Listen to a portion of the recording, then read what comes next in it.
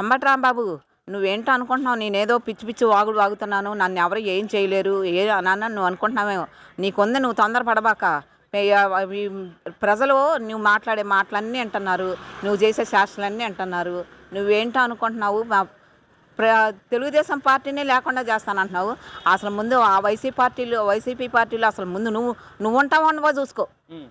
నిన్నే అసలు మీ పార్టీ అనేది ఉండదిక, అయిపోయింది మీ పార్టీ అనేది, వెళ్ళిపోయింది. సోదరులకు కూడా రాదు మీ పార్టీ.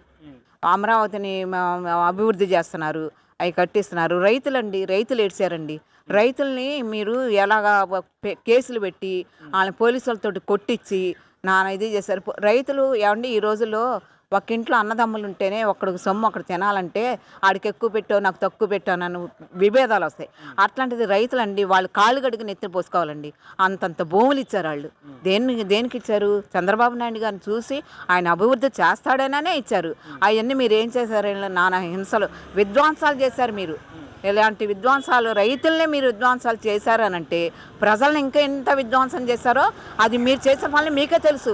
ప్రజలకి మేము పడ్డామని మాకు తెలుసు, దేవుడికి తెలుసు. ఇవన్నీ చూస్తున్నాడు, దేవుడికి తెలుసు. చంద్రబాబు నాయుడు గారికి అన్ని అభివృద్ధి చేస్తున్నాం, మేము ఉన్నాం, మీకు ఎందుకు బాబు గారు రండి మీకు చేస్తామనని.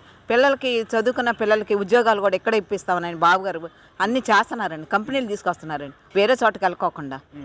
వీళ్ళు ఏం చేశారండి? వీళ్ళు ఏం చేయలేదు అసలుకి. ఆ చదువుకున్న వాళ్ళు అలాగ పడి ఇళ్లలో పడి ఏడ్చారు పిల్లలు. ఆ చదివించిన తల్లిదండ్రులు కూడా వాళ్ళు కూడా ఏడ్చారనమాట.